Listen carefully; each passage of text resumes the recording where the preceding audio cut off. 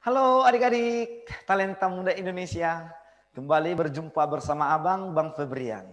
Nah, pada pertemuan kita kali ini kita akan membahas kalor, yaitu bagian tentang perpindahan panas.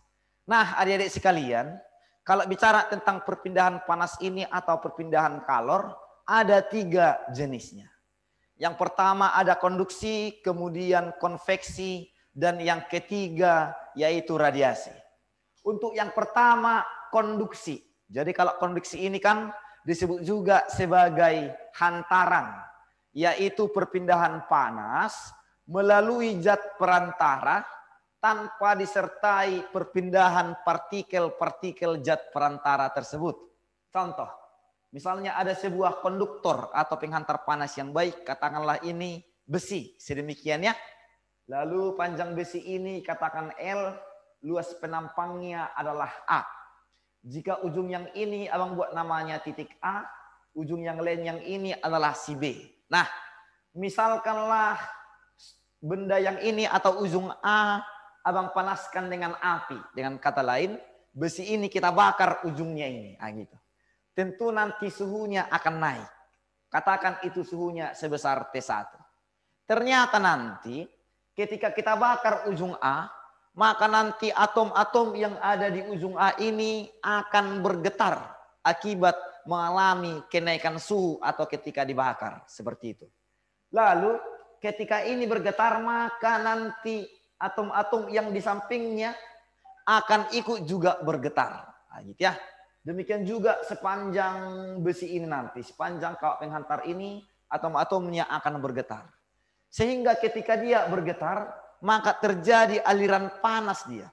Perpindahan panas dari sisi A ke sisi B. Sehingga nanti di titik B akan ikut panas atau akan mengalami kenaikan suhu. Seperti itu. Nah, untuk mencari besarnya kelajuan panas dari titik A ke titik B, disimbolkanlah dengan H atau laju panas. Boleh dihitung dengan persamaan. H sama dengan Q per T sama dengan K dikali A delta T per L. Ya.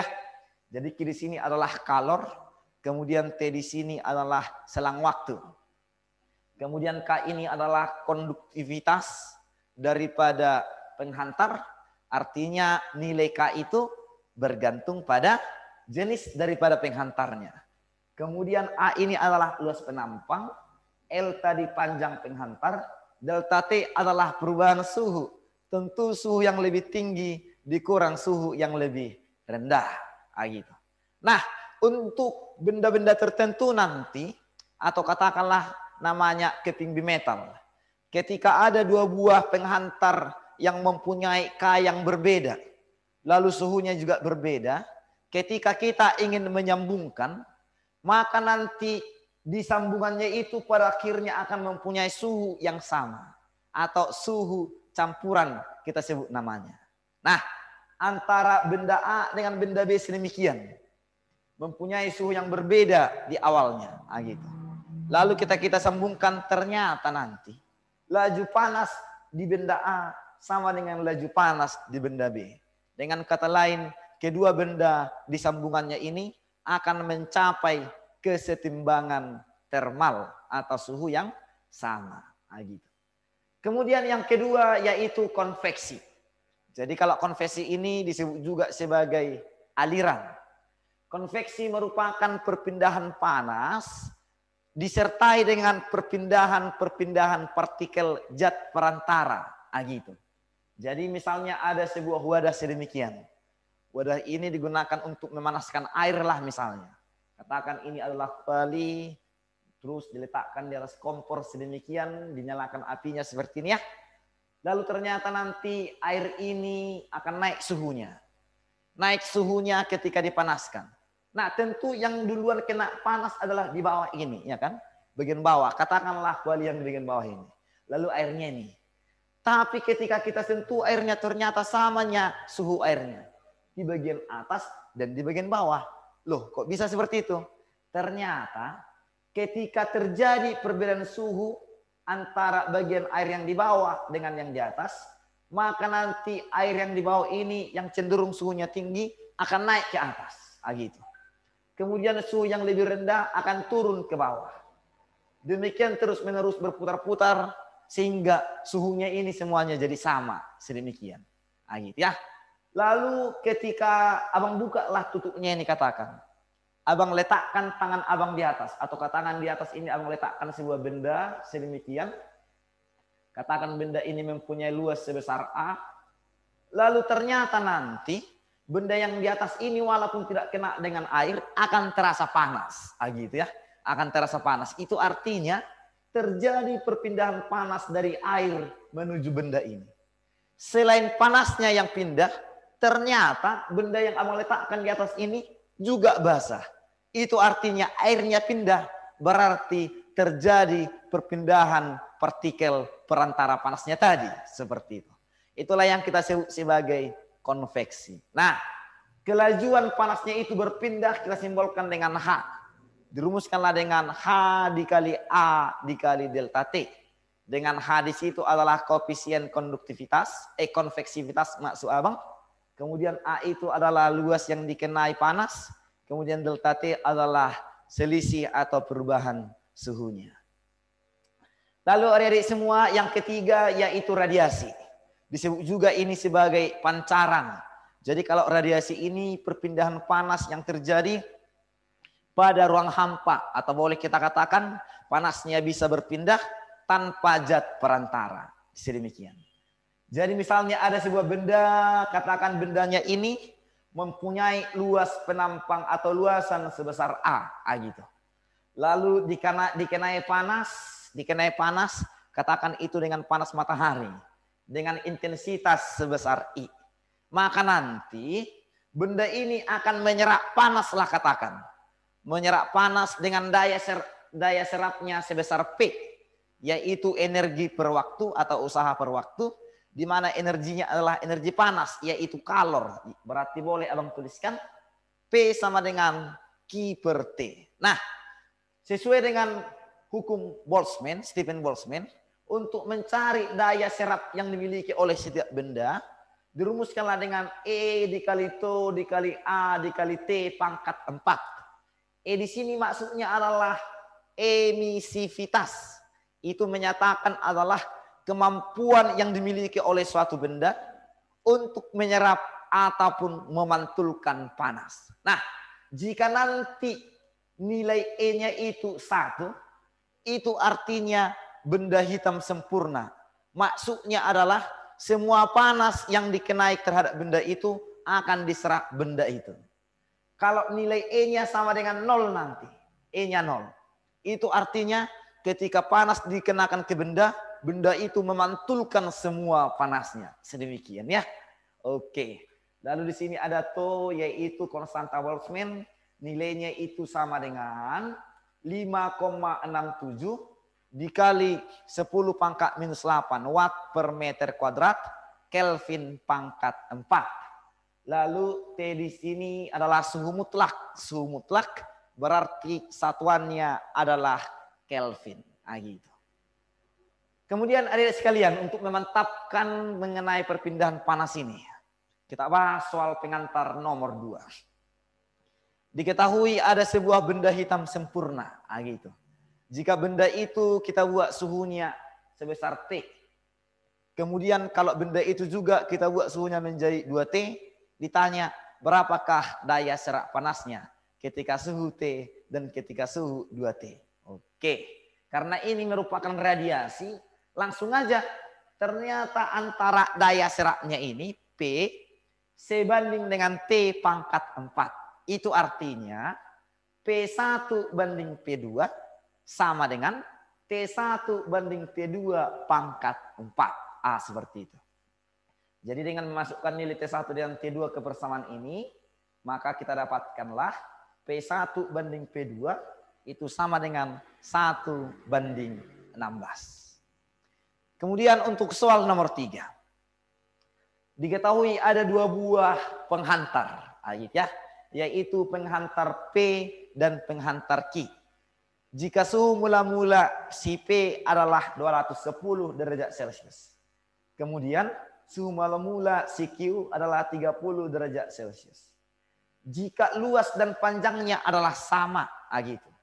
Yang berbeda yaitu koefisien konduktivitas si P sama dengan 2 kali koefisien konduktivitas Q.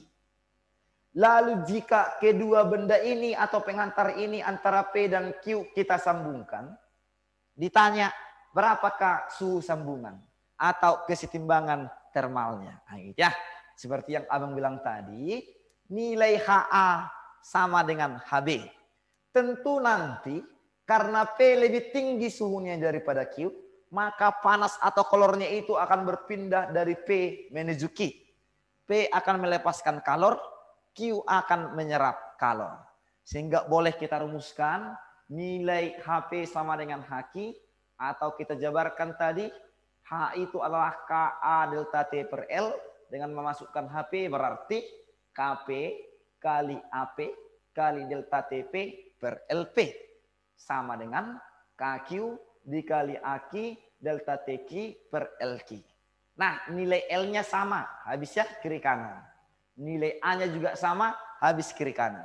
Tinggallah KP delta TP, KQ delta TQ. Nah, gitu ya. Nah, untuk mencari delta TP itu sama dengan TP dikurang TC. Karena tentu TP lebih tinggi suhunya dari TC atau T campuran. Sementara untuk mencari delta TQ, yaitu TC dikurang TQ. Campuran lebih tinggi daripada Q. Seperti itu. Nah, dengan memasukkan semua nilai-nilainya ke persamaan ini, maka kita dapatkanlah nilai TC atau suhu campurannya 150 derajat Celcius. Seperti itu. Kemudian adik-adik soal nomor 4. Diketahui ada suatu ruangan. Nah, gitu ya. Di mana ruangan itu dijaga suhunya sebesar T1 20 derajat Celcius. Lalu di luar ruangan itu yang dipisahkan oleh tembok, katakan temboknya itu mempunyai luas penampang A, yaitu 40 meter pangkat 2. Suhu di luar ruangan itu sebesar T2, yaitu 15 derajat Celcius. Ditanya, berapakah kalor yang hilang selama 1 jam jika koefisien daripada konveksivitasnya 3,5. Nah, adik-adik semua, tentu karena di dalam suhunya 20, di luar 15, maka nanti panas itu akan berpindah dari luar, dari dalam ke dalam, maksud abang. Dari dalam menuju keluar ya. Oke, karena di dalam suhunya lebih tinggi daripada di luar. Maka kalor itu akan hilang. Kalor yang hilang itu kita rumuskanlah dengan H dikali A dikali delta T suhu dikali T waktu. Untuk T 1 jam kita ubah ke sekon, berarti 3.600 sekon. Seperti itu. Maka kita masukkan nilainya, dapatlah kalor yang hilangnya, yaitu 2,52 kali 10 pangkat 6 Joule. Kemudian soal nomor 7. Diketahui ada sebuah benda hitam, gitu ya. Di mana benda hitam itu diubah suhunya. Ketika T-nya 27 derajat Celcius, daya serapnya adalah R. Lalu ketika T-nya kita ubah menjadi 327 derajat Celcius, berapakah daya serap benda hitam tersebut? Ini benda hitamnya yang sejenis ya, yang diubah hanya suhunya. Oke, jadi karena ini satuannya derajat Celcius, kita ubah dulu satuannya ke Kelvin, iya kan? Tambahkan 273. Berarti T1 menjadi 300, T2 menjadi 600 Kelvin. Nah, tadi hubungan antara daya dengan suhu sebanding. P sebanding dengan T pangkat 4. Itu artinya P1 banding P2 sama dengan T1 per T2 pangkat 4. Nah, dengan memasukkan semua nilai-nilainya, maka dari sini kita dapatkanlah P2-nya sama dengan 16 R Joule per sekon. Nah, gitu. Yang terakhir soal nomor 8. Diketahui ada 2 buah benda. Nah, gitu ya. 2 buah benda di mana kedua benda itu mempunyai daya serap yang sama. Katakanlah benda pertama adalah si A, benda kedua adalah si B. Itu artinya PA sama dengan PB. Lalu jika benda pertama mempunyai jari-jari sebesar R, kemudian suhunya adalah T. Sementara benda kedua jari-jarinya 2R. Ditanya, berapakah suhu benda kedua? Nah, ini kan jenis bendanya sama. Itu berarti nilai emisivitasnya juga sama. Gitu. Bendanya itu berbentuk bola. Maka untuk mencari luasnya, luas permukaan bola tentunya ya, sama dengan 4 kali V kali R pangkat 2. Itu berarti dekku, antara si A dengan si R pangkat 2 sebanding. Nah, gitu ya. Nah, untuk mencari daya panas tadi, daya serap panas atau daya lepas panas untuk radiasi, dirumuskanlah dengan P. E kali to dikali A kali T pangkat 4. E dan to itu konstanta. E-nya tetap tadi kan.